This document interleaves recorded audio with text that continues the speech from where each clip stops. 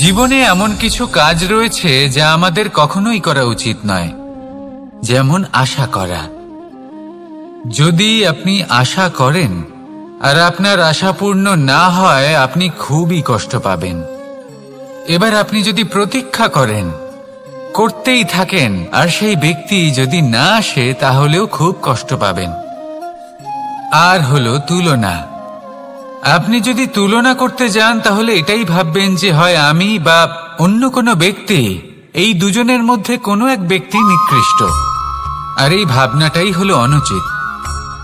যদি আমরা কথা বলি সেই সব বিষয়ে যা আমাদের করা উচিত, যেমন পরীক্ষা।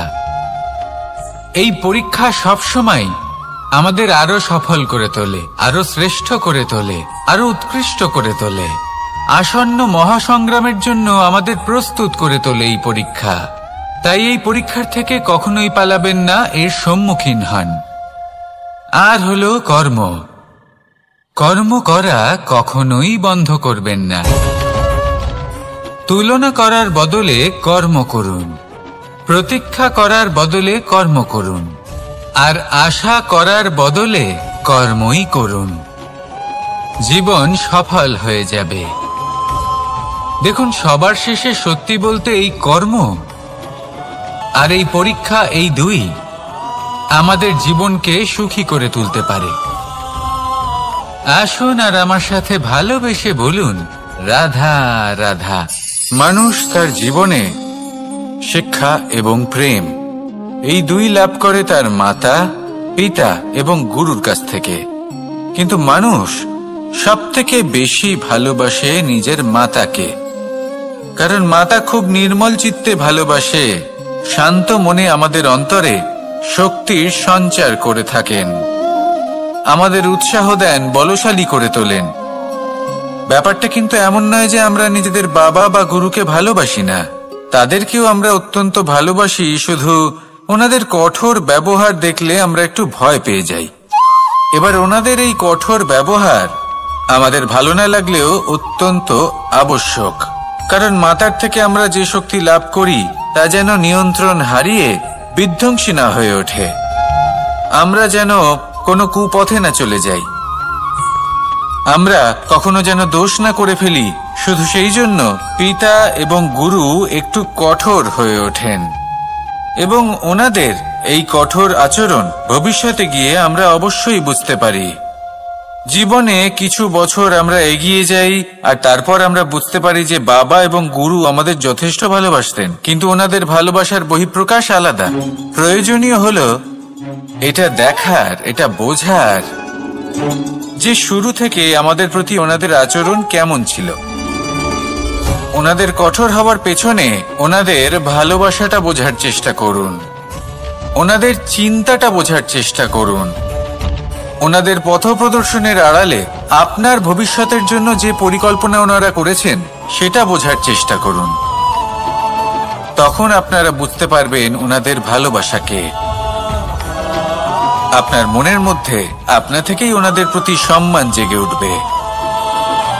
নিজের পিতা এবং নিজের গুরু, এই দুজনের প্রতি কৃতজ্ঞতা প্রকাশ করুন আর আমার সাথে ভালোবেসে বলুন, রাধা রাধা।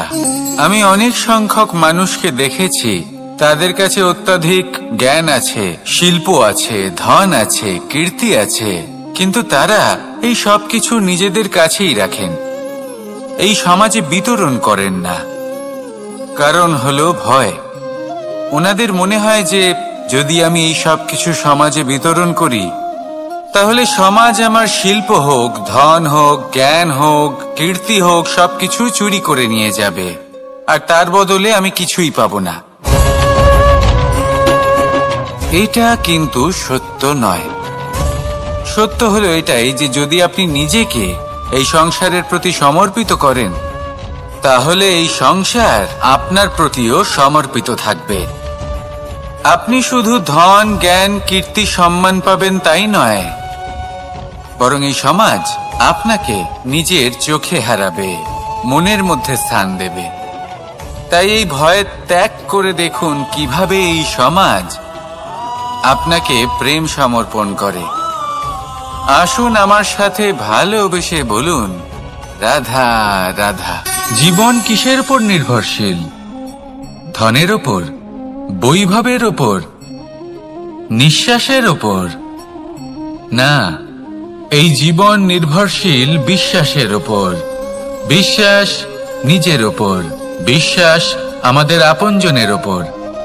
কিন্তু যখন এই বিশ্বাস ভেঙে যায় তখন মানুষের মনও ভেঙে যায়, আর তারপর সে অন্য কিছু করতেই পারে না। তখন কি করা যেতে পারে? 3টে কাজ আছে যা আপনি করতে পারেন। প্রথম, ভালোবাসা। যাকে আপনি ভালোবাসেন, যারা আপনাকে ভালোবাসে, ভুল যারই হোক না কেন, তার কাছে ক্ষমা চাইতে কখনোই সংকোচ বোধ করবেন না। দ্বিতীয় হলো বিশ্বাস। যারা আপনাকে ভালোবাসেন, আপনাকে বিশ্বাস করেন, তাদের বিশ্বাস কখনো ভাঙবেন না। তৃতীয় হলো আশা।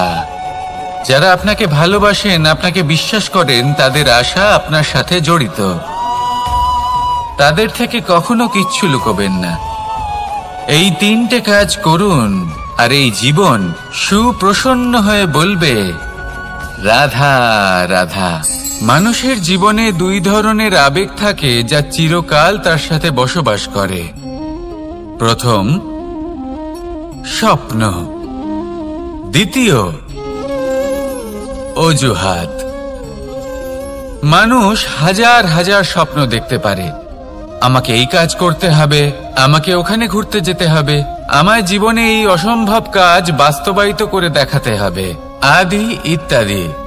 এবার ঠিক যেমন স্বপ্ন দেখেন, সেইভাবে অজুহাতও খুঁজে নিয়ে আসেন। আমি এই স্বপ্ন পূরণ করতে পারলাম না, কারণ আমাকে কেউ সাহায্যই করল না, কারণ আমি দুর্বল হয়ে পড়েছিলাম, কারণ আমার কাছে সময়ই ছিল না, আদি ইত্যাদি। এবার সাফল্য এবং অসফলতার মাঝখানে এই ধরনের সংঘর্ষ হতে থাকে।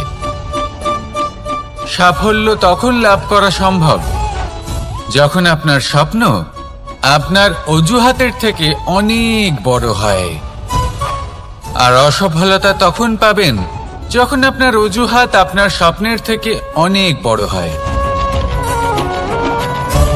আপনি যদি সাফল্য লাভ করতে চান, তাহলে চেষ্টা করতে থাকুন, পরিশ্রম করুন। যদি অসফল হন, তাহলে ভয়ভীত হওয়ার কোনো প্রয়োজন নেই। নিজের ভুল বুঝুন, তাকে শুধরে নিন, আবার চেষ্টা করুন। কিন্তু যদি নিজের জীবনে অজুহাত নিয়ে আসেন, তখন স্বপ্ন কখনো পূরণ হবে না। আসুন আমার সাথে ভালোবেসে বলুন, রাধা রাধা। ভয়ের সাথে আমরা সবাই পরিচিত, কষ্টও আমরা সবাই পেয়েছি। কখনো কখনো আমরা অসুস্থ হয়ে পড়ি, আর এমন সময় হলে মাতার মমতা, কখনো বাবার স্নেহ, কখনো বন্ধুদের পাশে থাকার অনুভূতি আমাদের রোগ নিরাময়ে সাহায্য করে। কখনো যদি আমরা নিরাশ হয়ে পড়ি, তখন যদি আমাদের কোনো আপনজন আমাদের 2টো ভালো কথা বলে, তখন আমাদের মনোবল বেড়ে যায়। ঠিক তেমন সংসারের এই রঙ্গমঞ্চে যদি আপনি পীড়িত অনুভব করেন, কিছু শুভ কথা আলোচনা করুন, কিছু স্তুতি গান করুন, কিছু মুহূর্তের জন্য হলেও নিজের ইষ্টদেবের কথা স্মরণ করুন আর প্রার্থনা করুন। সাহস বাড়বে, শক্তিও বৃদ্ধি পাবে, এবং সামনে এগিয়ে চলার পথও দেখতে পাবেন। তখন এই মন প্রসন্ন হয়ে বলবে, রাধা রাধা। কখনো কখনো অন্ধকারের সাথে লড়াই করার জন্য আমরা প্রদীপ জ্বালাই। এতে প্রথমে সলতে রাখি, তারপর তেল ঢালি, তারপর আগুন জ্বেলে এটা প্রজ্বলিত করি। তারপর একটা সময় আসে যখন এই প্রদীপ নিভে যায়। কারণটা কি? কারণ কি এটা যে প্রদীপের প্রকাশমান হওয়ার ক্ষমতা সমাপ্ত হয়েছে? না, এই যে আগুন আমরা দেখতে পাচ্ছি, এই আগুনের জন্য যে শক্তির প্রয়োজন হয় তা আসে এই তেল থেকে। যদি এই তেল সমাপ্ত হয়ে যায়, তাহলে এই প্রকাশ তাও সমাপ্ত হয়ে যায়। আর আমাদের জীবনে এই তেল হলো আমাদের কর্ম, আর এই আগুন আর এর দ্বারা উৎপন্ন হওয়া প্রকাশ আমাদের ভাগ্য। যত আমাদের কর্ম ক্ষীণ হতে থাকবে, আমাদের ভাগ্য সৌভাগ্য কোথাও না কোথাও লুপ্ত হয়ে যাবে। যে উজ্জ্বল ভবিষ্যৎ আমরা চাইছি তা কখনো লাভ করতে পারবো না যদি কর্ম না করি। ঠিক যেমন তেল ছাড়া অগ্নি উৎপন্ন হয় না, তেমনি কর্ম ছাড়া সৌভাগ্য হয় না। আর যেমন কর্ম তেমন ভাগ্য। তাই সব সময় কর্ম করতে থাকুন, কর্ম করা থামাবেন না।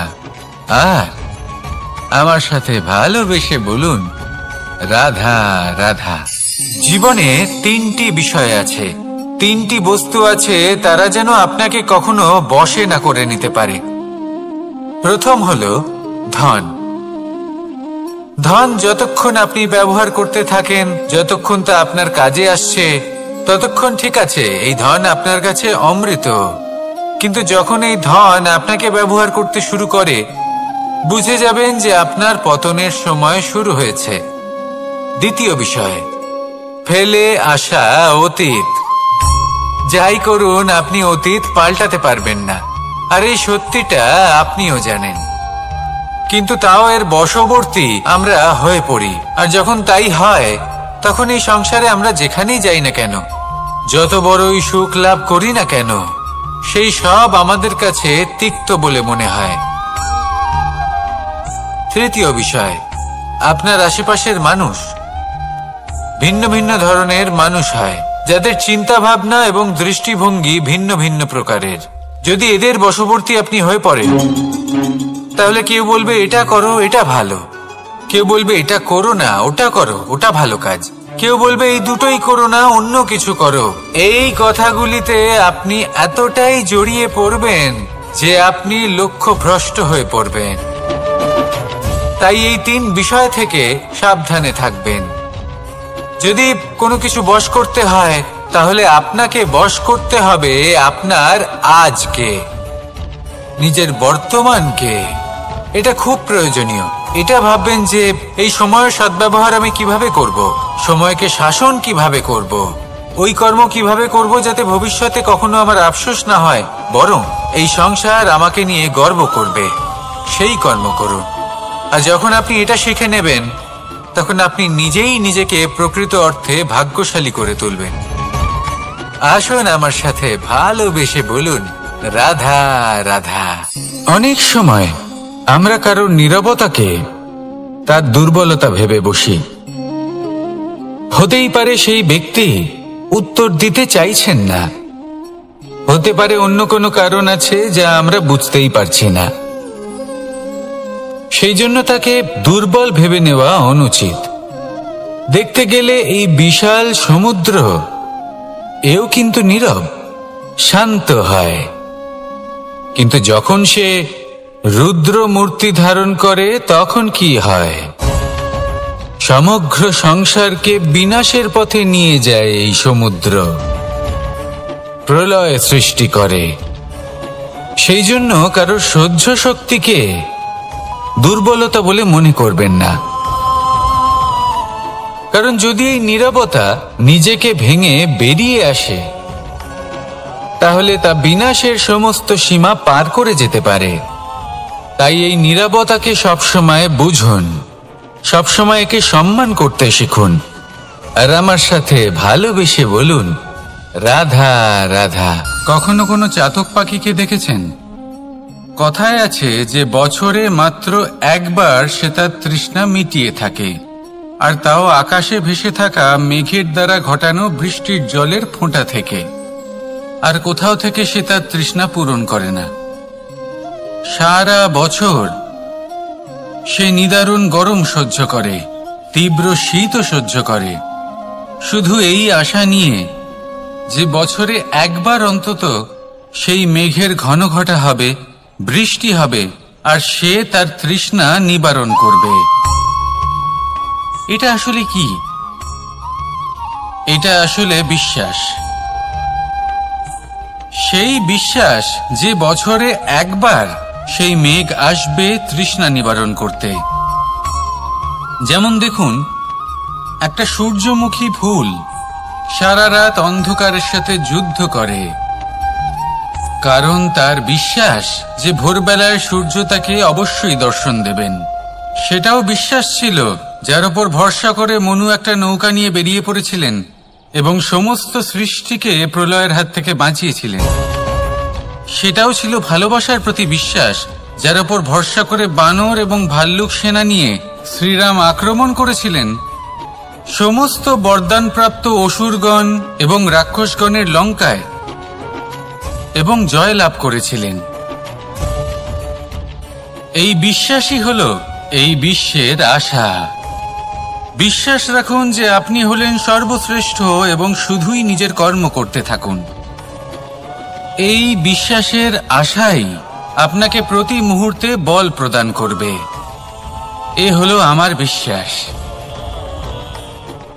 আসুন আর আমার সাথে ভালোবেসে বলুন, রাধা রাধা। যোগাসন। যোগাসনে আসন অত্যন্ত গুরুত্বপূর্ণ।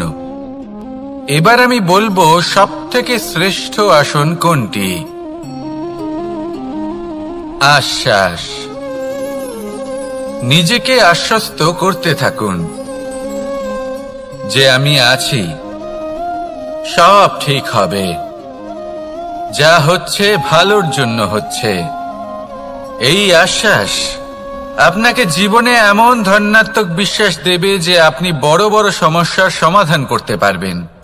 এবার যদি কথা বলি সবথেকে কঠিন সময়ের, তাহলে সেটা হলো বিচ্ছেদের। যা মা সীতাকে সহ্য করতে হয়েছে শ্রীরামের জন্য, রাধা কৃষ্ণকেও সহ্য করতে হয়েছে। যে ব্যক্তি বিচ্ছেদের সময় সঠিক পথে চলে এসেছে সে জীবনে অনেক শ্রেষ্ঠ স্থানে অবশ্যই পৌঁছতে পারবে। এবার যদি কথা বলি সবথেকে জরুরি এবং গুরুত্বপূর্ণ সময়ের, তাহলে সেটা হলো সংযোগ। সকলকে সাহায্য করতে থাকুন। আপনি অন্যদের সাহায্য করে তাদের যত আনন্দ দিতে পারবেন ততটাই আনন্দ আপনারও জীবনে অবশ্যই আসবে। আসুন আর আমার সাথে ভালোবেসে বলুন, রাধা রাধা। সংসারে সকলে উঁচুতে উঠতে চায়, কেউ নত হতে চায় না। সবাই এটা মনে করে যে নত হওয়ার অর্থ হলো তাদের আত্মসম্মান এবং অহংবোধের বিরুদ্ধাচরণ করা। তাদের মনে হয় যে যদি আমরা নত হই সংসার আমাদের দুর্বল মনে করবে, তাদের শৌর্য এবং তাদের ব্যক্তিত্বের অপমান হবে। কিন্তু এটা কি সত্যি? প্রত্যেকবার নত হওয়ার অর্থ কি সম্মানহানি হওয়া? কখনোই নয়। আপনি নিজের জীবনকেই দেখে নিন। আপনার কোনো অমূল্য জিনিস যদি নিচে পড়ে যায় তাহলে তাকে কিভাবে তোলেন? সেই বস্তুকে তোলার জন্য আপনাকে নত হতেই হবে। আপনি বড়দের আশীর্বাদ কিভাবে লাভ করেন? আপনি নত হয়ে তবেই তাদের আশীর্বাদ লাভ করতে পারেন, তাই না? ভেবে দেখুন, আপনি একটা পথে হাঁটছেন, আপনি দেখতে চাইছেন যে আপনি সঠিক পথে হাঁটছেন কিনা, পায়ের নিচে কাঁটা পড়ে আছে কিনা। কিভাবে দেখবেন? আপনাকে সেই মাথা নত করেই দেখতে হবে। এর অর্থ কি? অর্থ খুব সহজ। প্রত্যেকবার নত হওয়া অনুচিত নয়, সেটা কোনোভাবেই সম্মানহানি নয়। পরিস্থিতি অনুসারে এবং যেখানে প্রয়োজন আপনি নত হতে শিখে গেলে আপনি অনেক কিছুই লাভ করতে পারবেন। জ্ঞান, মান, গুণ, বিশ্বাস। সেই জন্য প্রয়োজন এবং পরিস্থিতি অনুসারে নত হতে শিখুন, এতে অনুচিত কিছুই নেই। আত্মসম্মান থাকা অত্যন্ত প্রয়োজনীয়, কিন্তু তা যেন কখনো অহংকারে পরিণত না হয়। এই বিষয়ে অবশ্যই নজর রাখবেন এবং আমার সাথে ভালোবেসে বলবেন, রাধা রাধা। আমাদের জীবনে অনেক ধরনের ব্যক্তি এসে থাকেন। কেউ কেউ আমাদের সাথে থেকে যান, কেউ আমাদের থেকে দূরে চলে যান। কেউ ভালো মানুষ হন, কেউ খারাপ মানুষ। কিন্তু আমরা সবসময় সেই সময়টাকে নিয়ে দুঃখ প্রকাশ করি যখন আমাদের জীবনে কোনো খারাপ ব্যক্তি প্রবেশ করেন। তারা আমাদের খারাপ অনুভূতি দেন, দুঃখ দেন, কষ্ট দেন। আমরা সবাই তাকে ভালো মন্দ কথা বলি। কিন্তু কেন? এমন বিভিন্ন ধরনের মানুষ, খারাপ মানুষ, ভালো মানুষ সবার জীবনেই আসেন। এবং সকলকেই একটা অমূল্য শিক্ষা দান করে যান। এবার আপনি নিজেই ভেবে দেখুন, জীবনে যখন প্রথমবার আপনি আগুন স্পর্শ করেছিলেন তখন আপনি একটা শিক্ষা লাভ করেছিলেন যে আমাকে আগুনের থেকে একটু দূরে থাকতে হবে। তারপর আস্তে আস্তে আপনি শিখলেন যে কিভাবে এই আগুনকে নিয়ন্ত্রণে রাখতে হবে। তারপর আপনি শিখলেন যে কিভাবে নিজের জীবনে তাকে প্রয়োগ করতে হবে, তা সে অন্ধকারে প্রকাশ লাভ করার জন্য হোক বা খাবার বানানোর জন্য। সেইভাবেই কোনো খারাপ ব্যক্তি যখন আপনার জীবনে আসে কোনো শিক্ষা দিয়ে যান, তার প্রতি কৃতজ্ঞ থাকুন। তার বিষয় খারাপ ভাবার বা খারাপ অনুভূতি নিয়ে থাকার কোনো প্রয়োজন নেই। সেই শিক্ষা লাভ করুন, ইতিবাচক মনোভাব নিয়ে জীবনের সামনে এগোতে থাকুন। কেউ নেই যিনি আপনাকে বাধা দিতে পারেন। আসুন আমার সাথে ভালোবেসে বলুন, রাধা রাধা। জীবনে সাফল্য লাভ করতে হলে মানুষকে উচিত পথে চলতে হবে, কিন্তু তার থেকেও বেশি গুরুত্বপূর্ণ হলো এটা বোঝা যে সেই পথে চলতে চলতে কখন আমাদের দাঁড়াতে হবে আর কখন আমাদের চলতে হবে। এই শিক্ষা অত্যন্ত গুরুত্বপূর্ণ। এবার দেখুন, ছোট্ট একটা কথা রয়েছে, ওকে আটকিও না, যেতে দাও। এই বাক্যের অর্থ কি? অর্থ যে কাউকে আটকিও না, যে এগোতে চাইছে তাকে এগোতে দাও, তার পথে বাধা সৃষ্টি করো না। এবার এই ছোট কথাতে এক অনুচিত স্থানে আমি দাঁড়িয়ে পড়ি। আটকাও, যেতে দিও না। এবার এর অর্থ কি হলো? যে এই ব্যক্তিকে আটকাও, তাকে জীবনে এগোতে দিও না, এর পথে বাধা সৃষ্টি করো।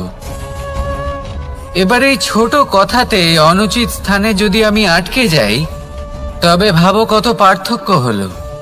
এই শিক্ষা কতটা গুরুত্বপূর্ণ সেটা শিখুন, আর এই শিক্ষা আমাদের জীবনে কতটা গুরুত্বপূর্ণ হতে পারে সেইটা বুঝুন। বুঝে যান, শিখে যান জীবনে কখন সামনে এগোতে হবে আর কখন থামতে হবে। মন প্রসন্ন হয়ে বলবে, রাধা রাধা। সময় যা সবকিছুকে সমান করে দিতে পারে, যা সব থেকে বেশি শক্তিশালী, সব থেকে বড় সম্পত্তি, সব থেকে বড় শিক্ষক এবং সব থেকে বড় সুযোগ। এই সময় যখন ভালো যায় তখন তা আপনাকে আমিত্বে মত্ত করে তোলে, অহংকারে নিমজ্জিত করে দেয়। আর যখন খারাপ হয় তখন দুঃখের সাগরে নিজের প্রতি ঘৃণাবোধে নিমজ্জিত করে।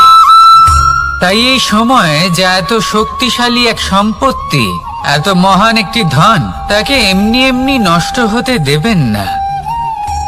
এই সময়ের সাথে কি করবেন, কিভাবে করবেন তা ভাবতে গিয়ে এবং করতে গিয়ে সময় নষ্ট করবেন না। যদি আপনি এই সময় নষ্ট করেন, তাহলে সময়ও নিশ্চিত করবে যে আপনার সাথে কি করা উচিত। তাই সময়ের সদ্ব্যবহার করুন আর আমার সাথে ভালোবেসে বলুন, রাধা রাধা। আপনারা সবাই একটা গাছের পাতাকে দেখুন, যতক্ষণ পর্যন্ত গাছের সাথে মানে গাছের ডালের সাথে জুড়ে থাকে সে সবুজ থাকে, বাতাসের সাথে সে নড়তে থাকে। যতক্ষণ পর্যন্ত ও সূর্য থেকে পাওয়া রশ্মির শক্তি গাছে পৌঁছে দেয় ততক্ষণ ও ডালের সাথে যুক্ত থাকে। কিন্তু যখন সেই পাতা শুকিয়ে যায় তখন তার কোনো গুরুত্ব থাকে না। সেই পাতা গাছের ডালে এবং বৃক্ষের কাছে বোঝা হয়ে থেকে যায়। এবং এমন এক সময় আসে যখন সেই ডালটি শুকনো সেই পাতাকে পরিত্যাগ করে। এটাই আমরা এই প্রকৃতিতে দেখি এবং এটাই হলো সত্য। আর এটাই আমাদের জীবনে খুব বড় একটা শিক্ষা। যদি আপনিও নিজের জীবনে নিজের আপনজনদের কাছে বোঝা স্বরূপ হয়ে দাঁড়ান, তাহলে তারা আপনাকে যতই ভালোবাসুক না কেন ওনারা যদি নাও চান তাহলেও এমন এক দিন আসবে যখন আপনার আপনজন আপনাকে পরিত্যাগ করবে। সেই জন্য সবসময় আত্মনির্ভর হয়ে ওঠার চেষ্টা করুন। নিরন্তর পরিশ্রম করতে থাকুন, কারোর ওপর বোঝা হয়ে থাকবেন না, বরং তার সাথে মিলে দায়িত্ব পালন করুন। এমনটা করবেন তাহলে আপনার সম্মানও বজায় থাকবে এবং সম্পর্কের মধ্যে আপনার মূল্যও বজায় থাকবে। আসুন আর আমার সাথে ভালোবেসে বলুন, রাধা রাধা। ঈশ্বর আসলে কে? সংসারের বেশিরভাগ মানুষের কাছে ঈশ্বর হলেন এই সংসারের রচয়িতা, পালনকর্তা। কারোর কাছে উনি জ্ঞাতা, কারোর কাছে উনি হলেন আস্থার প্রতীক, আবার কারোর জন্য শুধুমাত্র অন্ধবিশ্বাস। কিন্তু এই ঈশ্বর কি কোনো শরীর, নাকি একটা বোধ, নাকি শুধুই শ্রদ্ধা? ঈশ্বর হলেন তিনি যিনি হলেন আপনার ইষ্ট। সেই জন্যই তো গুরু, মাতা, পিতা এনাদেরও ঈশ্বরই বলা হয়েছে। যাদেরকে আমরা ঈশ্বর বলে মনে করি, যারা আমাদের ইষ্ট, তারা আমাদের একটি পথ দেখান, একটি দিকে চালিত করেন। সেই পথে চলে আপনি শুভ কর্ম করতে পারেন। আর যখন কোনো ব্যক্তি তার ঈশ্বরের আদেশ পালন করেন, তখন সে নিজে থেকেই শুভ পথে অগ্রসর হয়ে যান। বেশ কয়েকজন মানুষ ঈশ্বরের ওপর আস্থা রাখেন এবং ভাবেন যে অনুচিত কোনো কাজ করা উচিত নয়, ঈশ্বর দেখছেন। ওনারা ভয় পান যে কোনো অনুচিত কর্ম করলে কে জানে তার পরিণাম কি হবে। এমন অনেক ব্যক্তি রয়েছেন যারা ঈশ্বরকে বিশ্বাস করেন এবং জানেন যে ঈশ্বর তাদেরকে দেখছেন। তাই যে যে শুভ কর্ম ওনারা করেছেন তার ফল তারা অবশ্যই পাবেন। এবার আপনি ভয় পেয়ে ঈশ্বরকে বিশ্বাস করবেন, নাকি বিশ্বাসের দ্বারা ঈশ্বরকে বিশ্বাস করবেন, সেই সিদ্ধান্ত আপনারই। কিন্তু হ্যাঁ, যদি আপনার মনে ঈশ্বরের জন্য কোনো স্থান থাকে, যদি আপনার কোনো ইষ্ট থাকেন, যদি আপনি কাউকে ঈশ্বর মনে করেন, যার প্রত্যেক আদেশ আপনি পালন করে থাকেন, তাহলে বলি, ঈশ্বর কখনো আপনাকে অনুচিত পথে চালিত করবেন না। আসুন আমার সাথে ভালোবেসে বলুন, রাধা রাধা। কথায় আছে যে স্বপ্ন এবং লক্ষ্য হলো একটি মুদ্রারই দুটি দিক। যতক্ষণ না স্বপ্ন দেখছেন ততক্ষণ বুঝবেন কি করে আপনার লক্ষ্য কি? স্বপ্ন দেখে যদি নিজের লক্ষ্য বুঝতে পারেন, সেটা পেতে চান, তবেই সেটা লাভ করতে পারবেন। কিন্তু স্বপ্ন এবং লক্ষ্য এই দুইয়ের মধ্যে একটা ভারসাম্য রয়েছে, যেটা বজায় রাখা প্রয়োজনীয়। একে আমরা বলে থাকি পরিশ্রম। দেখুন, যদি আপনি স্বপ্ন দেখতে চান, তাহলে পরিশ্রম ত্যাগ করে নিদ্রা লাভ প্রয়োজন। কিন্তু যদি আপনি লক্ষ্য লাভ করতে চান, তাহলে আপনাকে নিদ্রা ত্যাগ করে পরিশ্রম করতে হবে। তাই আলস্য ত্যাগ করুন এবং সিদ্ধান্ত নিন যে আপনি কি চান। আপনার জীবনের এই তুলাদণ্ডে স্বপ্নের পাল্লা ভারী হওয়া প্রয়োজন, নাকি লক্ষ্যের? আমার মতে এই দুইয়ের মধ্যে যদি ভারসাম্য বজায় রাখেন, তবে পথ নিজে থেকেই সামনে আসবে। শুধু সেই পথে অগ্রসর হতে থাকুন এবং আমার সাথে ভালোবেসে বলুন, রাধা রাধা।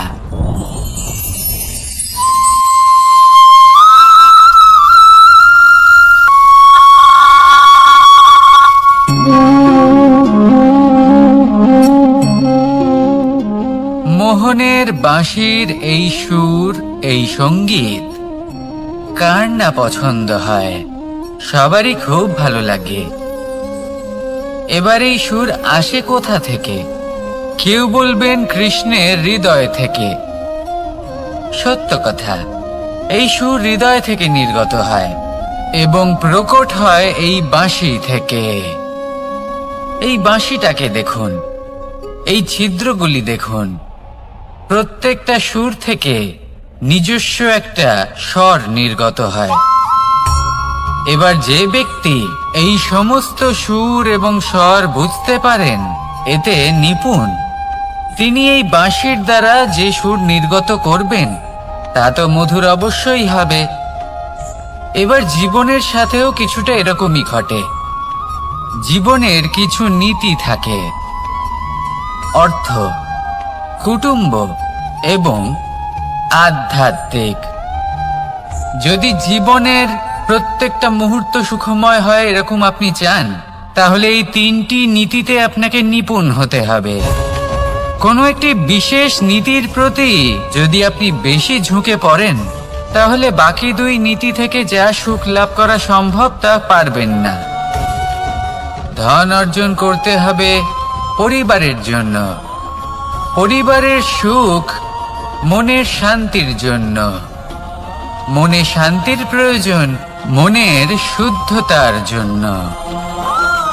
যখন এই মন শুদ্ধ হবে, জীবন শুদ্ধ হবে, পবিত্র হবে, সুন্দর হবে এবং ভালোবেসে বলবে, রাধা রাধা।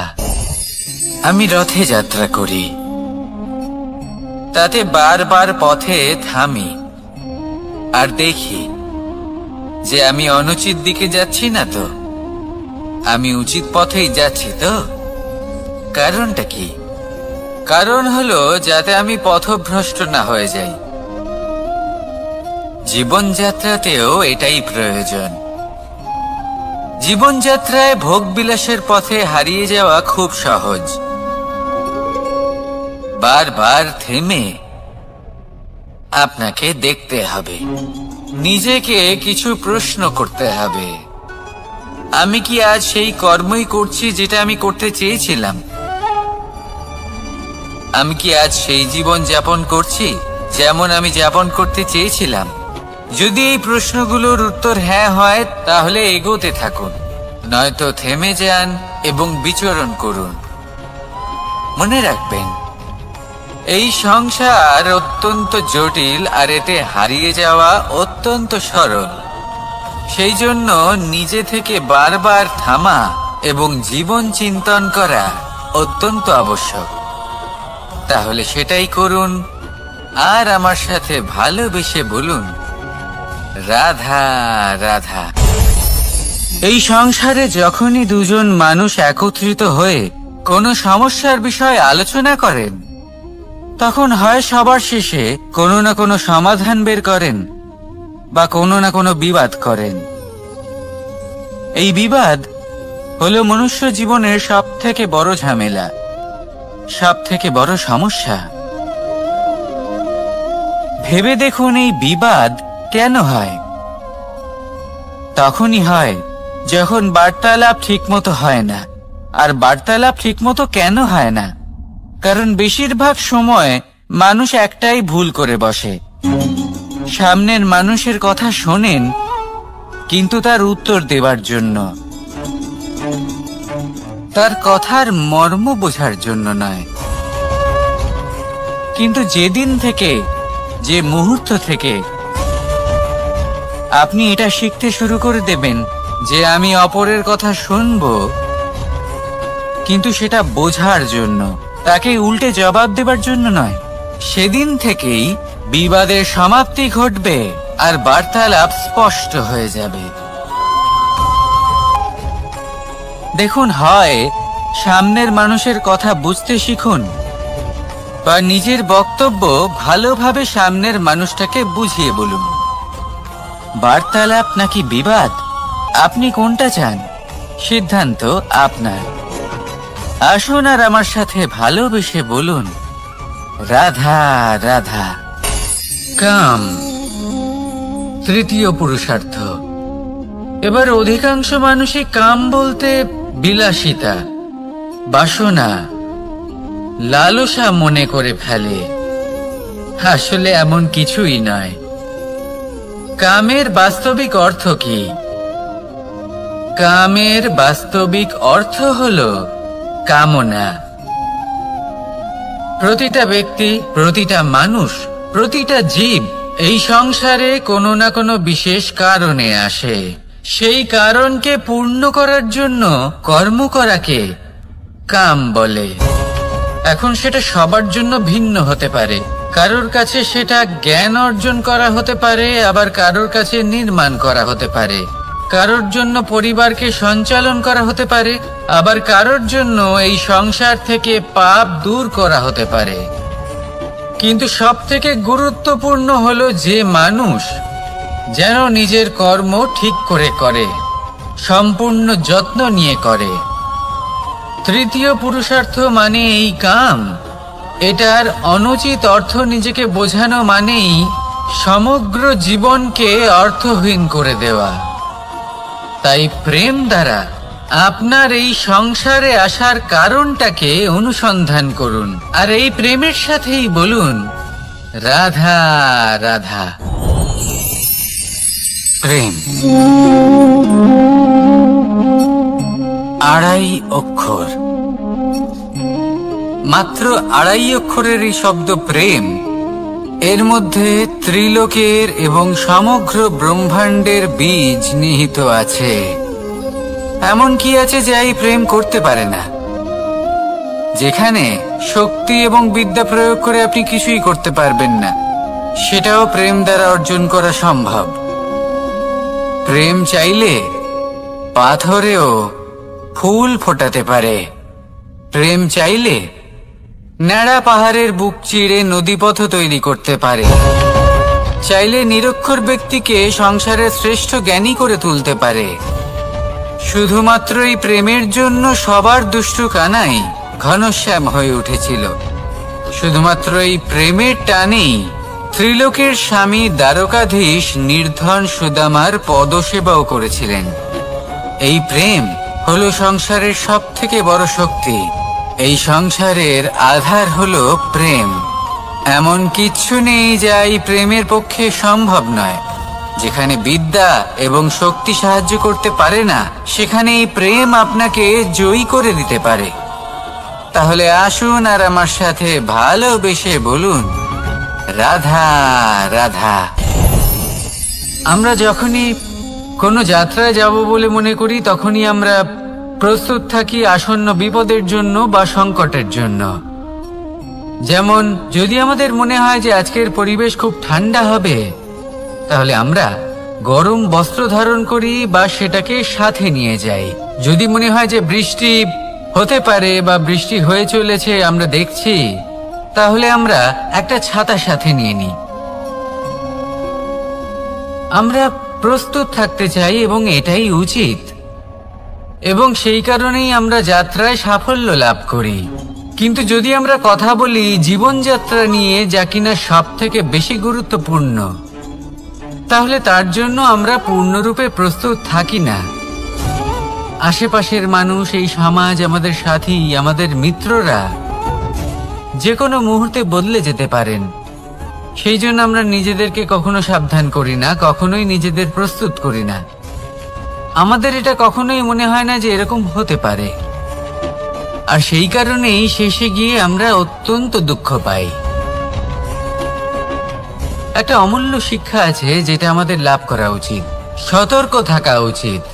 এই জীবনযাত্রার জন্য শুধুমাত্র এই পরিবেশের বিষয়ে তথ্য সংগ্রহ করা বা তাকে অনুমান করা, এটুকু হলেই চলবে না। আমাদের আশেপাশের মানুষজনকে দেখতে হবে, তাদের স্বভাব পরিস্থিতির ওপর নজর রাখতে হবে। যখন তারা রং পাল্টাচ্ছেন, নজর রাখতে হবে। তা অত্যন্ত আবশ্যক। পরিবর্তন আপনার জীবনে অবশ্যম্ভাবী। সঠিকভাবে তার সম্মুখীন হন। আসুন আমার সাথে ভালোবেসে বলুন রাধা রাধা। আপনি এটা শুনে থাকবেন যে ছোট্ট একটা বালক, সে ঈশ্বরের প্রতিরূপ হয়। কিন্তু এমন কেন বলা হয় তা কি আপনি কখনো ভেবে দেখেছেন? আমি আপনাকে বলছি। কোনো একটা ছোট্ট বালককে দেখুন, সে কি করে? সকলকে সমান চোখে দেখে। ওর মনে না কোনো ছলনা রয়েছে, না কোনো কপটতা। না অহংকার রয়েছে আর না কোনো বিষয় নিয়ে কোনো চিন্তা। সকলকে সে সমান চোখে দেখে আর নিজের মধ্যেই প্রসন্ন থাকে, সকল বিকার থেকে মুক্ত। এগুলোই তো সেই গুণ, সেই বালকের মধ্যে যা হলো ঈশ্বর স্বরূপ।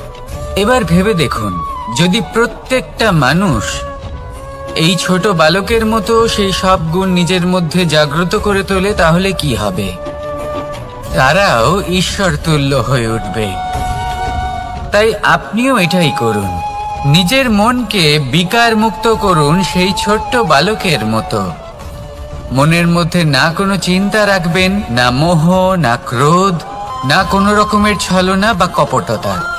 সবাইকে সমান চোখে দেখুন আর নিজের মনেই বলেন যে নিরন্তর কাজ করলে, পুরুষার্থ পালন করলে এই জীবন বদলে ফেলা সম্ভব। বলবে, আজ আমি আপনাকে বোঝাবো যে এক মুহূর্ত, সময় আর সিদ্ধান্ত কতটা গুরুত্বপূর্ণ হয়। এক মুহূর্তই যথেষ্ট। একটা মুহূর্ত এত শক্তিশালী হতে পারে যে তা আপনার সমগ্র জীবন পাল্টে দিতে পারে। এমন এক সময় ছিল শ্রীরামের কাছে, যখন ওনাকে সিদ্ধান্ত নিতে হয় যে উনি নিজের পিতার আদেশ পালন করতে বনবাসে যাবেন নাকি যাবেন না। উনি সেই আদেশ পালন করেছিলেন, তারপর সময় অনুসারে উপযুক্ত সিদ্ধান্ত নিলেন। আর আজ সকলের মনে বসবাস করেন শ্রীরাম। আর অন্যদিকে আছে রাবণ। ওনার কাছে একটা সময় ছিল, একটা সুযোগ ছিল নিজের প্রারব্ধকে শুভ করে তোলার। উনি ভুল করলেন আর মৃত্যু লাভ করলেন। নির্বাচন সবসময় আপনার হাতে, শুধু আপনাকে সময়কে বুঝতে হবে, সেই মুহূর্তকে বুঝতে হবে আর উচিত সিদ্ধান্ত নিতে হবে, ব্যাস। বুঝতে শিখুন এই সময়ের দাবি কি, বুঝতে শিখুন এই সময়ের ইচ্ছে কি, আর উচিত সিদ্ধান্ত নিন। আর আমার সাথে ভালোবেসে বলুন, রাধা রাধা। জ্ঞান এবং অহংকার, এই দুইয়ের মধ্যে সম্পর্ক কোথায়? সম্পর্ক ঠিক সেরকম যেরকম হাত এবং কাঁকনের, যেমন চোখ এবং দৃষ্টির সম্পর্ক। এবার আপনি বলবেন, এ আমি কি বলছি? জ্ঞান এবং অহংকারের এমন সম্পর্ক কি করে হতে পারে? দেখুন, যে ব্যক্তি জ্ঞানী, যার কাছে জ্ঞান রয়েছে এবং তিনি জানেন যে তার কাছে জ্ঞান রয়েছে, তার মধ্যে নিজে থেকেই অহংবোধ জাগ্রত হয়। খুব কম সংখ্যক এমন জ্ঞানী ব্যক্তি আছেন যারা নিজেদের অহংকারের বিষয়ে আঁচ করতে পারেন। প্রকৃত জ্ঞানী হলেন তিনি, যিনি নিজের জ্ঞানের সদ্ব্যবহার করে অহংকারকে দূর করেন। উচিত সময় বুঝে যান, নিজের অন্তর যাচাই করে এই বিষয়টা দেখেন যে তার অন্তরে অহংবোধ জাগ্রত হচ্ছে এবং নিজেকে সেখানেই থামিয়ে দেন, যাতে অহংকারের পথে তিনি অগ্রসর না হয়ে যান। এই অহংকার কখন উচিত, কখন অনুচিত, কখন প্রয়োগ করা উচিত, উচিত নয়, কখন বাধা দেওয়া উচিত, এটা শেখা অত্যন্ত প্রয়োজনীয়। আর যদি এটা আপনি শিখতে পারেন, তাহলে আপনি একজন জ্ঞানীও হয়ে উঠবেন এবং সুখীও থাকবেন। তাই মনে রাখবেন, এই জ্ঞান নিয়ে কখনোই অহংকার করবেন না, বরং সবসময় নিজের অহংবোধের বিষয়ে প্রকৃত ধারণা রাখবেন। আসুন আমার সাথে ভালোবেসে বলুন, রাধা রাধা। আমাদের জীবনে 7 ধরনের সুখ আছে, আর সেগুলো লাভ করার জন্য আমরা অত্যন্ত প্রচেষ্টা করি। কিন্তু কোনো প্রচেষ্টা করার পূর্বে তা কিভাবে করব সেটা বোঝা খুব প্রয়োজন, আর সেখানেই আমরা ভুল করে থাকি। যে কাজটা আমাদের পরে করা উচিত, সেটাই আমরা আগে করে বসি। আপনাকে স্পষ্ট করে বোঝাই, প্রত্যেক সুখের সাথে 2টি ক্রিয়া জড়িত থাকে। এবার যখন আমরা ধনের কথা বলি, তখনও 2টি ক্রিয়া জুড়ে থাকে। প্রথম ক্রিয়া হলো ধন অর্জন করা, দ্বিতীয় ক্রিয়া হলো ধনের ব্যবহার করা। আর জীবনে ধনের ব্যবহার করার পূর্বে ধন কিভাবে অর্জন করতে হয় তা শেখা অত্যন্ত প্রয়োজনীয়।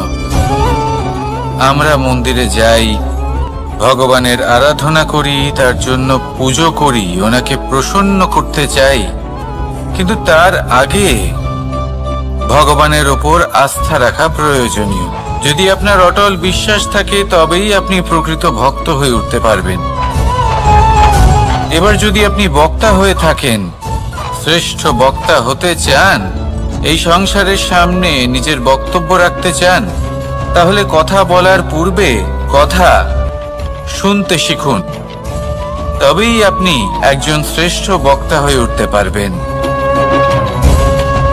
জীবনে সম্পর্ক স্থাপন করার আগে সম্পর্ক বজায় রাখতে শিখুন। তবেই আপনি একজন প্রকৃত সাথী হয়ে উঠবেন। জীবনে পরাজয় মানার পূর্বে বিজয়ী হওয়ার চেষ্টা কিভাবে করতে হয় সেটা শিখুন।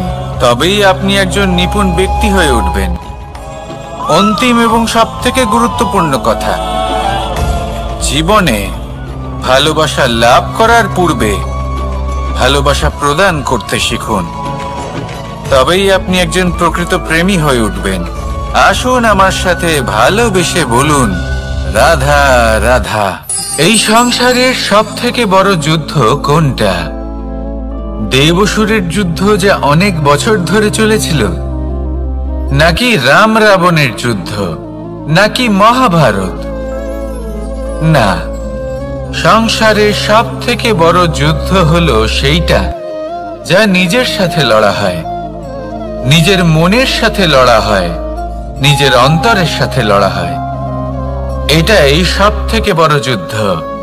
এবার নিজেই দেখুন আপনার সবথেকে বড় শত্রুকে। আপনার স্বার্থ, আপনার কামনাগুলি, আপনার অহংকারগুলি, যা আপনাকেই নষ্ট করে দেয়। যদি এদের ওপর আপনি বিজয় লাভ করতে পারেন, তাহলে ধরে নিন এই সংসারে সবার উপরে আপনি বিজয় লাভ করতে পারবেন। এই সংসারে কেউ আপনাকে পরাজিত করতে পারবে না, কিন্তু তার জন্য প্রয়োজন অনুভূতির। অনুভূতি ভালোবাসার, অনুভূতি অনুপ্রেরণার। যে ব্যক্তি ভালোবাসতে পারেন এবং প্রেরণা দিতে পারেন, তিনি চিরকাল জয় লাভ করতে পারেন।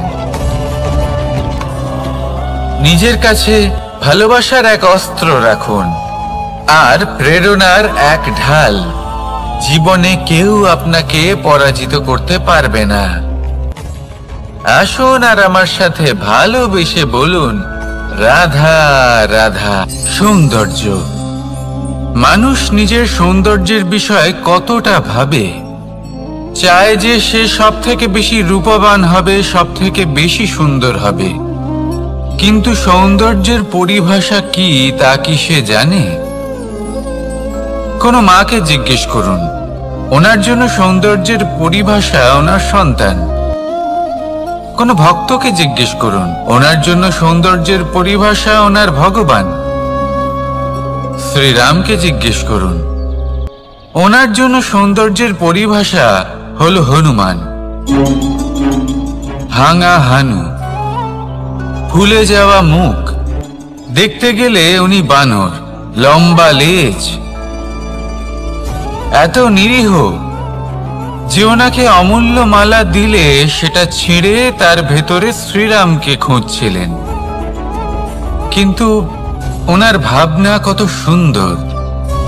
উনি এটা বিশ্বাস করেন যে সংসারের যতই মূল্যবান জিনিস দিয়ে এই মালা তৈরি করা হোক না কেন, যদি এর মধ্যে শ্রীরাম না থাকেন তাহলে এর মধ্যে কোনো অর্থ নেই।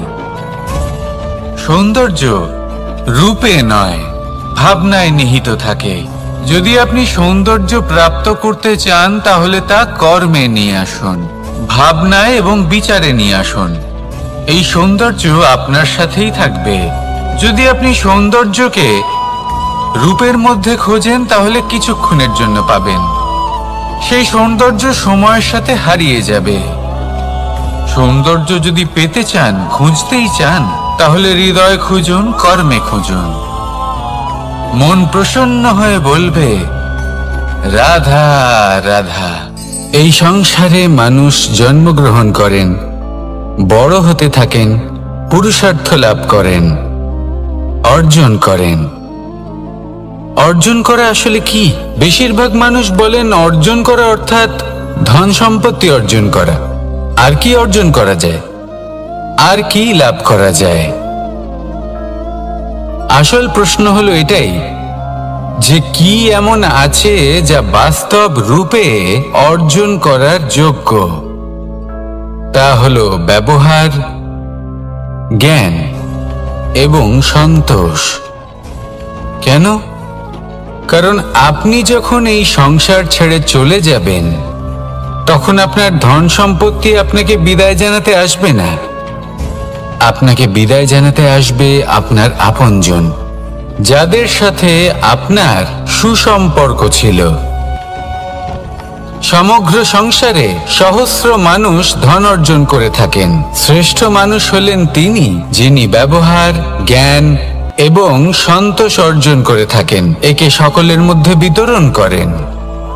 তাই এটাই করুন আর আমার সাথে ভালোবেসে বলুন, রাধা রাধা। সেই কখন থেকে এই পুস্তকটিকে দেখছি, কিন্তু এর থেকে আমি কোনো জ্ঞান লাভ করতেই পারছি না। এবার আপনি বলবেন যে আজ কেমন বিচিত্র কথা বলছি আমি। যদি এই পুস্তক থেকে আমাকে জ্ঞান লাভ করতে হয় তাহলে শুধুই তাকিয়ে থাকলে হবে না। আমাকে এই পুস্তককে খুলতে হবে, পড়তে হবে, তাকে বুঝতে হবে, তবেই তো জ্ঞান প্রাপ্তি হবে। বড়ই সহজ একটা ব্যাপার, কিন্তু একে যাপন করা অত্যন্ত কঠিন, তাই না? আপনি নিজেকেই দেখে নিন। আপনার কাছে অনেক জ্ঞান রয়েছে। সহজ থেকে সহজতর জ্ঞানের কথা যদি বলি, আপনি এটুকু তো জানেন যে সত্যি কথা বলা ভালো কাজ, দান করা হলো পুণ্যের কাজ। আপনি জানেন যে পরিশ্রম করলে সাফল্য আসবে। এই জ্ঞান তো আমাদের কাছে রয়েছে, এমন অনেক জ্ঞান আমাদের কাছে রয়েছে, কিন্তু আলস্যের কারণে, অবহেলা করে আমরা শুধু এই জ্ঞান প্রয়োগ করতে পারি না, এই জ্ঞান যাপন করতে পারি না, একে আচরণে প্রয়োগ করতে পারি না, সেই জন্য দুঃখী হয়ে যাই। তাই আপনার কাছে যা যা জ্ঞান আছে, যা যা জ্ঞান আপনি লাভ করেছেন, সেই জ্ঞান যাপন করা শুরু করুন, জীবনে প্রয়োগ করতে শুরু করুন। এই মন প্রত্যেকটি মুহূর্তে প্রসন্ন থাকবে, আর লক্ষ্য প্রাপ্ত করে এই মন বলবে, রাধা রাধা। একটা জলের ফোঁটাকে ফোঁটা নামে সম্বোধন করা হয়। অনেক ফোঁটা একত্রিত হলে সাগরের রূপ ধারণ করে। শুধু একটা পাতাকে পাতা বলা হয়, অন্য অনেক পাতার সাথে একত্রিত হলে তা গ্রন্থের রূপ ধারণ করে। একটা মাত্র সুতো অন্য সুতোর সাথে মিলিত হলে বস্ত্রের রূপ ধারণ করে। অনেক সংখ্যক ইট একত্রিত হলে মহলের রূপ ধারণ করে। সৈন্যরা একত্রিত হলে সৈন্যদল তৈরি হতে পারে। এটা হলো শক্তি সংগঠনের, এটাই হলো শক্তি একতার। তা সে বনস্পতি হোক বা কোনো ব্যক্তি হোক, কোনো মনোভাবই হোক, যদি একা থাকে তাহলে দুর্বল হয়ে পড়বে। যদি সংগঠিত থাকে তাহলে শক্তিও বাড়বে আর আপনাকে সামনে এগিয়েও নিয়ে যাবে। তাই এই একতায় বিশ্বাস রাখুন আর আমার সাথে ভালোবেসে বলুন, রাধা রাধা। এমন কিছু রয়েছে মানুষের মনে, তাদের জীবনে এমন এক আবেগ যা সর্বজন বিদিত, যা সবাই জানেন যে উপস্থিত আছে।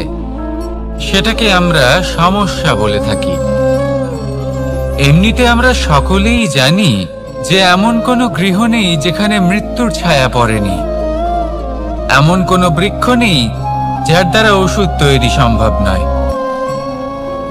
এমন কোনো অন্ন নেই যা সময়ের সাথে বিষ বা অমৃতে পরিণত হতে পারে। এবার এই সমস্যাগুলি কোনো ব্যক্তির জন্য সমস্যা হতে পারে, কিন্তু নিজে থেকে এরা কোনো সমস্যাই নয়।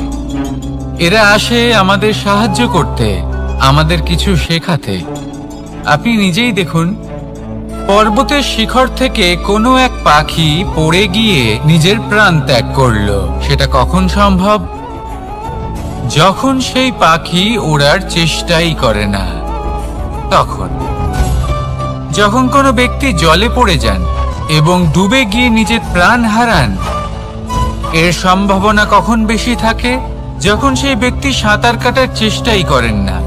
তখন এই সমস্যা প্রত্যেকের জীবনে থাকবেই, কিন্তু এটা মনে রাখা প্রয়োজনীয় যে কোনো সমস্যা পরিস্থিতির কারণে সমস্যা হয়ে ওঠে না। এই পরিস্থিতি যখন আমাদের সামনে আসে, আমাদের তা কঠিন মনে হয়। আমরা নতমস্তক হয়ে পড়ি, ভয়ভীত হয়ে পড়ি, তার সম্মুখীন হতে পারি না। তখন তা সমস্যার রূপ নেয়। দৃঢ় হয়ে দাঁড়িয়ে থাকুন সাহসের সাথে, এই পরিস্থিতিগুলির সম্মুখীন হন। দেখবেন সমস্যা কখন সাফল্যে পরিণত হবে আপনি জানতেই পারবেন না। আসুন আমার সাথে ভালোবেসে বলুন, রাধা রাধা। এই সংসারে কখনো কোনো ব্যক্তিকে তার বাইরের পোশাক দেখে বিচার করার চেষ্টা করবেন না। এটা খুব বড় ভুল করবেন। যেমন আমরা জীবনে অনেক সময় এমন করি। ধরুন কোথাও একটা গাছ দেখলাম, খুব বিশাল আকারের একটা গাছ, যেটা মাটির থেকে অনেক উঁচুতে পৌঁছে গেছে, যার বিশাল শাখা আছে। সেগুলো দেখে আমরা ভাবি যে এই গাছে হয়তো কত সুস্বাদু ফল আছে। আমরা সেই গাছের পরিচর্যা করতে থাকি। আবার অন্যদিকে হলো একটি তৃণ, যেটা মাটি থেকে কিছুটা উঁচুতে পৌঁছেছে, কিন্তু সেই তৃণর নিচে, মাটির নিচে অত্যন্ত সুস্বাদু ফল বা সবজি জন্ম নেয়, যা আমাদের স্বাস্থ্যের পক্ষে অত্যন্ত উপকারী। সেই জন্য কখনো আবরণ দেখে কাউকে বিচার করতে চেষ্টা করবেন না। তার বদলে এটা বোঝার চেষ্টা করুন যে আপনার সামনে যে ব্যক্তি আছে বা বস্তু আছে, তার বিশেষত্ব কি। যদি এই বিশেষত্ব বোঝার ক্ষমতা আপনি অর্জন করেন, যদি এই শিল্প আপনি নিজের ভেতরে জাগ্রত করেন, তাহলে এই সংসারে বিশেষত্ব কি সেটা আপনি জানতে পারবেন। আর এই সমস্ত খেলা দৃষ্টি থেকে নয়, দৃষ্টিভঙ্গি থেকে জন্ম নেয়। দৃষ্টিভঙ্গি সবসময় শুভ রাখুন, আর আমার সাথে ভালোবেসে বলুন, রাধা রাধা। যখন মানুষের মৃত্যু হয় তখন কি হয়? অনেক সংখ্যক মানুষ শোক পালন করতে চলে আসেন। যে ব্যক্তি মৃত্যু লাভ করেছেন তার অনেক বস্তু থাকে যেগুলো তার প্রিয়, যেগুলো তিনি ব্যবহার করেছেন। তার শয্যা, তার বস্ত্র, তার আভূষণ সবকিছু তার থেকে বিচ্ছিন্ন করা হয় এবং খালি হাতে তাকে শ্মশানের উদ্দেশ্যে রওনা করা হয়। আমি আপনাকে এই প্রশ্ন করতে চাই, আপনি এই সংসারে কি অর্জন করেছেন?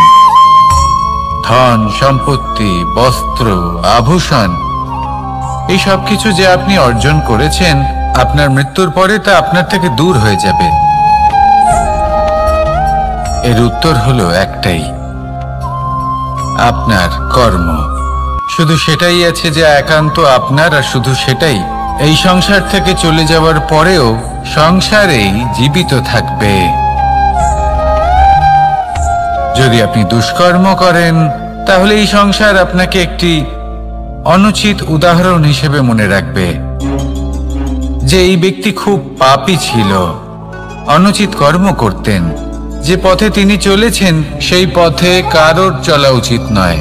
সেখানেই যদি আপনি সৎকর্ম করেন, তাহলে সংসার চিরকাল এটাই বলবে যে খুব ভালো মানুষ ছিলেন, সবাইকে ভালোবাসতেন, সবাইকে সাহায্য করতেন, আমার খুব প্রিয় মানুষ ছিলেন। এটাই হলো শ্রেষ্ঠ কর্ম।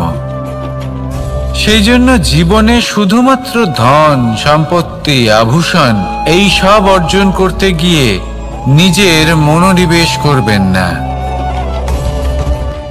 শ্রেষ্ঠ কর্ম করুন। সংসার থেকে চলে যাওয়ার পরেও এই কর্মই এই সংসারে আপনাকে জীবিত রাখবে। আসুন আমার সাথে ভালোবেসে বলুন, রাধা রাধা। আমরা সবাই সূর্যকে সম্মান করি, ওনাকে শ্রদ্ধা করি, ওনাকে পুজো করি। এই সূর্য আমাদের শক্তি প্রদান করেন, প্রকাশ প্রদান করেন। কখনো কখনো উষ্ণতা এতটাই বাড়িয়ে তোলেন, এতটাই তপ্ত করে তোলেন, আমাদের একথা মনে হয় যে আমাদের এই শরীর জ্বলে যাচ্ছে। তখনও আমরা বিরোধিতা করি না, তাকে কটু কথা শোনাই না।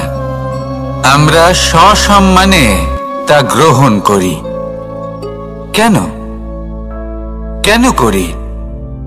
কারণ আমরা জানি যে সন্ধেবেলা যখন সূর্যাস্ত হবে তখন শুধুমাত্র অন্ধকার বাকি থাকবে।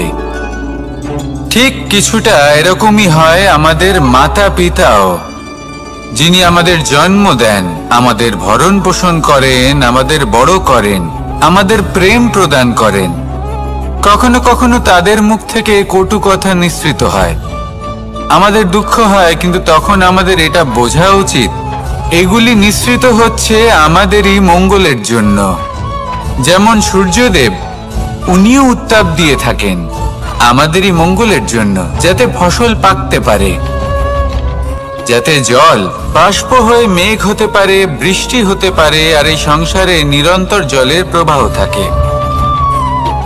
আমাদের মাতা পিতা, তাদের কঠোর আচরণ, তাদের কঠোর অনুশাসনের পেছনে লুকিয়ে থাকে ওনাদের ভালোবাসা। আমাদের তা বুঝতে হবে, সসম্মানে ওনাদের গ্রহণ করতে হবে।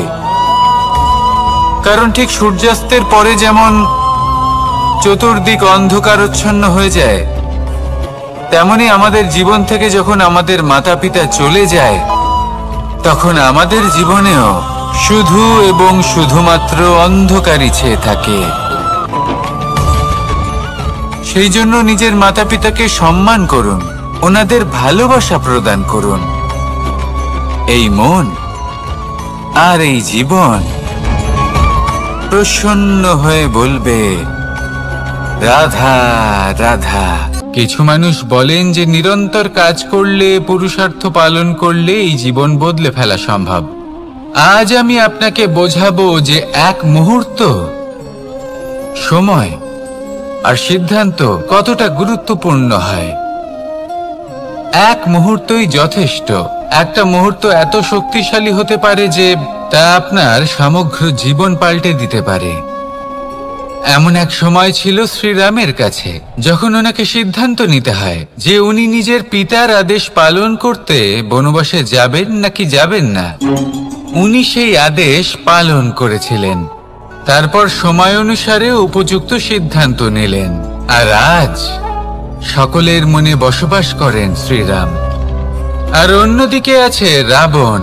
ওনার কাছে একটা সময় ছিল, একটা সুযোগ ছিল নিজের প্রারব্ধকে শুভ করে তোলার। উনি ভুল করলেন আর মৃত্যু লাভ করলেন। নির্বাচন সবসময় আপনার হাতে, শুধু আপনাকে সময়কে বুঝতে হবে, সেই মুহূর্তকে বুঝতে হবে আর উচিত সিদ্ধান্ত নিতে হবে, ব্যাস।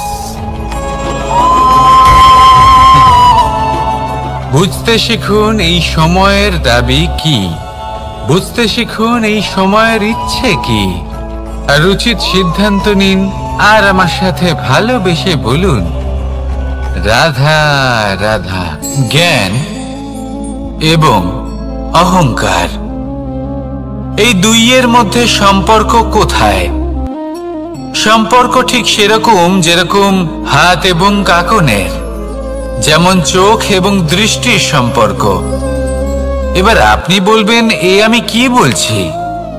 জ্ঞান এবং অহংকারের এমন সম্পর্ক কি করে হতে পারে?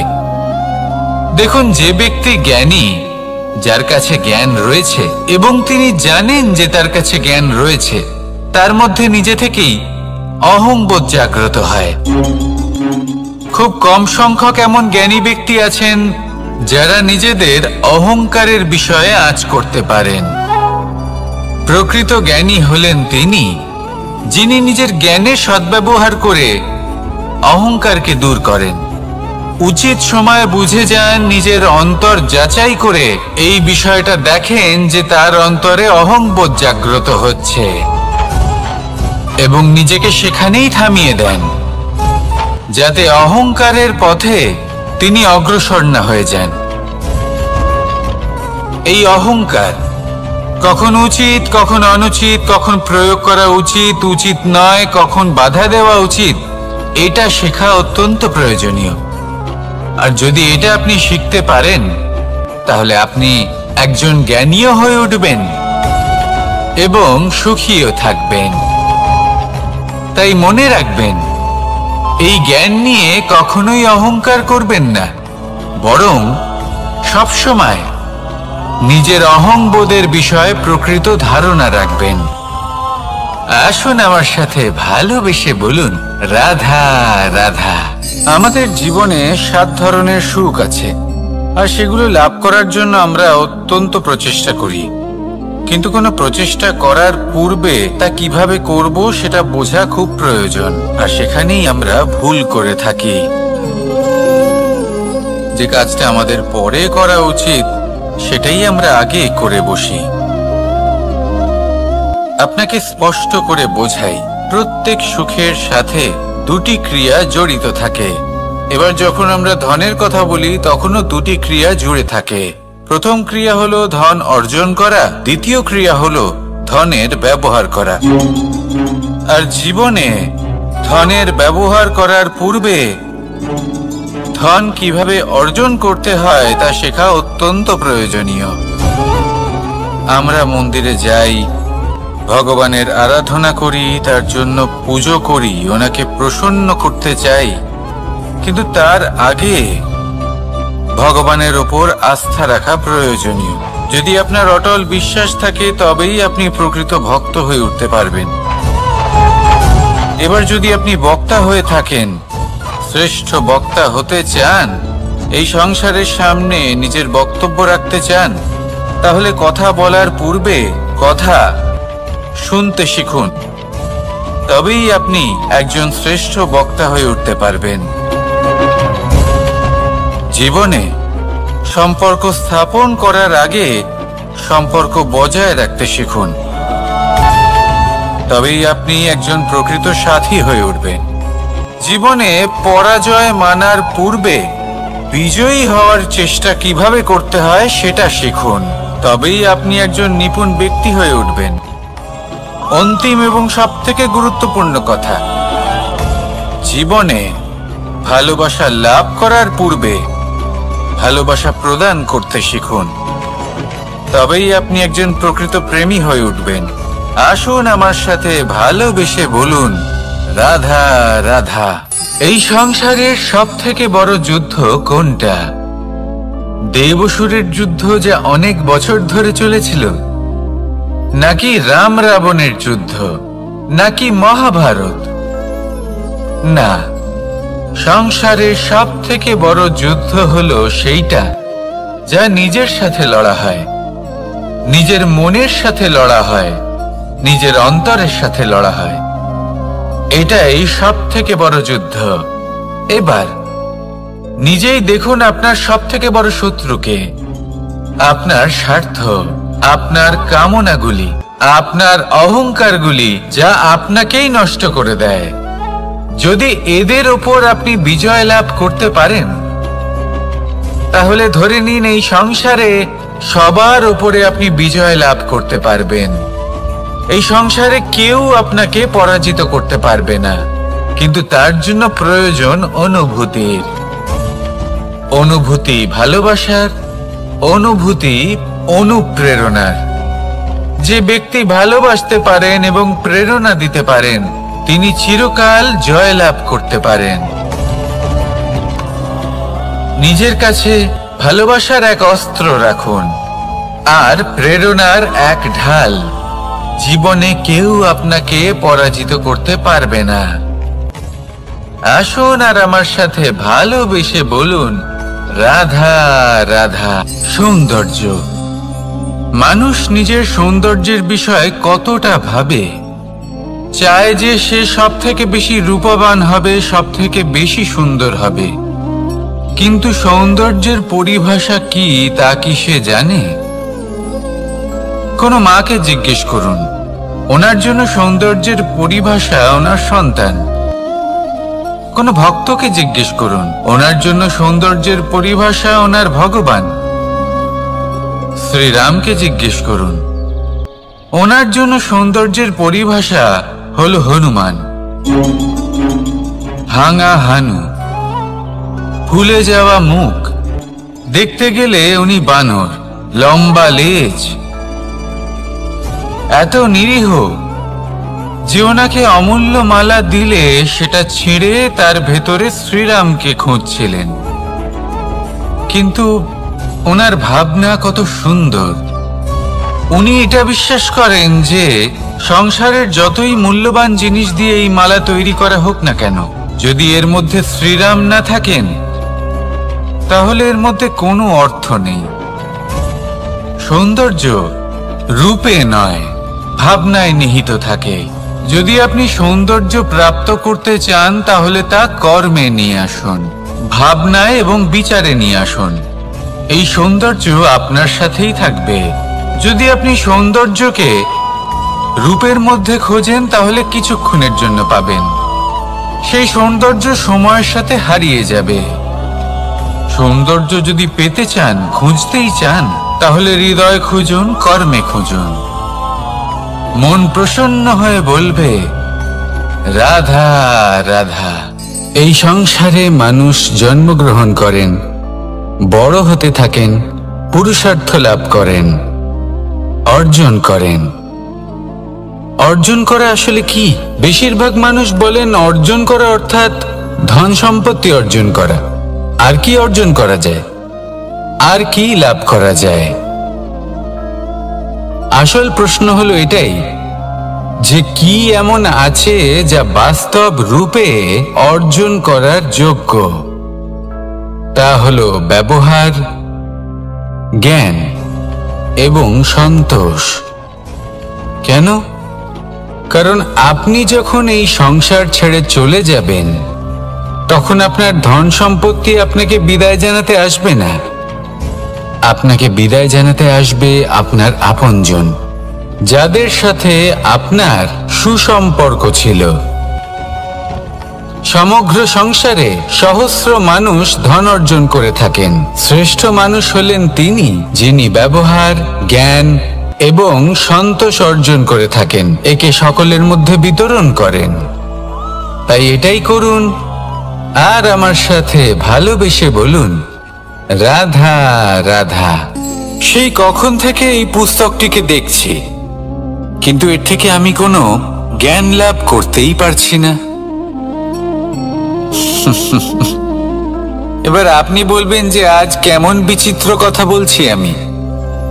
যদি এই পুস্তক থেকে আমাকে জ্ঞান লাভ করতে হয় তাহলে শুধুই তাকিয়ে থাকলে হবে না। আমাকে এই পুস্তককে খুলতে হবে, পড়তে হবে, তাকে বুঝতে হবে, তবেই তো জ্ঞান প্রাপ্তি হবে। বড়ই সহজ একটা ব্যাপার, কিন্তু একে যাপন করা অত্যন্ত কঠিন, তাই না?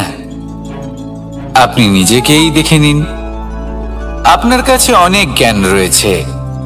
সহজ থেকে সহজতর জ্ঞানের কথা যদি বলি, আপনি এটুকু তো জানেন যে সত্যি কথা বলা ভালো কাজ, দান করা হলো পুণ্যের কাজ। আপনি জানেন যে পরিশ্রম করলে সাফল্য আসবে। এই জ্ঞান তো আমাদের কাছে রয়েছে, এমন অনেক জ্ঞান আমাদের কাছে রয়েছে, কিন্তু আলস্যের কারণে, অবহেলা করে আমরা শুধু এই জ্ঞান প্রয়োগ করতে পারি না, এই জ্ঞান যাপন করতে পারি না, একে আচরণে প্রয়োগ করতে পারি না, সেই জন্য দুঃখী হয়ে যাই। তাই আপনার কাছে যা যা জ্ঞান আছে, যা যা জ্ঞান আপনি লাভ করেছেন, সেই জ্ঞান যাপন করা শুরু করুন, জীবনে প্রয়োগ করতে শুরু করুন। এই মন প্রত্যেকটি মুহূর্তে প্রসন্ন থাকবে, আর লক্ষ্য প্রাপ্ত করে এই মন বলবে রাধা রাধা। একটা জলের ফোঁটাকে ফোঁটা নামে সম্বোধন করা হয়। অনেক ফোঁটা একত্রিত হলে সাগরের রূপ ধারণ করে। শুধু একটা পাতাকে পাতা বলা হয়, অন্য অনেক পাতার সাথে একত্রিত হলে তা গ্রন্থের রূপ ধারণ করে। একটা মাত্র সুতো অন্য সুতোর সাথে মিলিত হলে বস্ত্রের রূপ ধারণ করে। অনেক সংখ্যক ইট একত্রিত হলে মহলের রূপ ধারণ করে। সৈন্যরা একত্রিত হলে সৈন্যদল তৈরি হতে পারে। এটা হলো শক্তি সংগঠনের। এটাই হলো শক্তি একতার। তা সে বনস্পতি হোক বা কোনো ব্যক্তি হোক, কোনো মনোভাবই হোক, যদি একা থাকে তাহলে দুর্বল হয়ে পড়বে। যদি সংগঠিত থাকে তাহলে শক্তিও বাড়বে আর আপনাকে সামনে এগিয়েও নিয়ে যাবে। তাই এই একতায় বিশ্বাস রাখুন আর আমার সাথে ভালোবেসে বলুন রাধা রাধা। এমন কিছু রয়েছে মানুষের মনে, তাদের জীবনে এমন এক আবেগ যা সর্বজন বিদিত, যা সবাই জানেন যে উপস্থিত আছে। সেটাকে আমরা সমস্যা বলে থাকি। এমনিতে আমরা সকলেই জানি যে এমন কোনো গৃহ নেই যেখানে মৃত্যুর ছায়া পড়েনি। এমন কোনো বৃক্ষ নেই যার দ্বারা ওষুধ তৈরি সম্ভব নয়। এমন কোনো অন্ন নেই যা সময়ের সাথে বিষ বা অমৃতে পরিণত হতে পারে। এবার এই সমস্যাগুলি কোনো ব্যক্তির জন্য সমস্যা হতে পারে, কিন্তু নিজে থেকে এরা কোনো সমস্যাই নয়। এরা আসে আমাদের সাহায্য করতে, আমাদের কিছু শেখাতে। আপনি নিজেই দেখুন, পর্বতের শিখর থেকে কোনো এক পাখি পড়ে গিয়ে নিজের প্রাণ ত্যাগ করলো। সেটা কখন সম্ভব? যখন সেই পাখি ওড়ার চেষ্টাই করে না। তখন যখন কোনো ব্যক্তি জলে পড়ে যান এবং ডুবে গিয়ে নিজের প্রাণ হারান, এর সম্ভাবনা কখন বেশি থাকে? যখন সেই ব্যক্তি সাঁতার কাটার চেষ্টাই করেন না। তখন এই সমস্যা প্রত্যেকের জীবনে থাকবেই, কিন্তু এটা মনে রাখা প্রয়োজনীয় যে কোনো সমস্যা পরিস্থিতির কারণে সমস্যা হয়ে ওঠে না। এই পরিস্থিতি যখন আমাদের সামনে আসে, আমাদের তা কঠিন মনে হয়। আমরা নতমস্তক হয়ে পড়ি, ভয়ভীত হয়ে পড়ি, তার সম্মুখীন হতে পারি না। তখন তা সমস্যার রূপ নেয়। দৃঢ় হয়ে দাঁড়িয়ে থাকুন সাহসের সাথে, এই পরিস্থিতিগুলির সম্মুখীন হন। দেখবেন সমস্যা কখন সাফল্যে পরিণত হবে আপনি জানতেই পারবেন না। আসুন আমার সাথে ভালোবেসে বলুন রাধা রাধা। এই সংসারে কখনো কোনো ব্যক্তিকে তার বাইরের পোশাক দেখে বিচার করার চেষ্টা করবেন না। এটা খুব বড় ভুল করবেন। যেমন আমরা জীবনে অনেক সময় এমন করি। ধরুন কোথাও একটা গাছ দেখলাম, খুব বিশাল আকারের একটা গাছ, যেটা মাটির থেকে অনেক উঁচুতে পৌঁছে গেছে, যার বিশাল শাখা আছে। সেগুলো দেখে আমরা ভাবি যে এই গাছে হয়তো কত সুস্বাদু ফল আছে।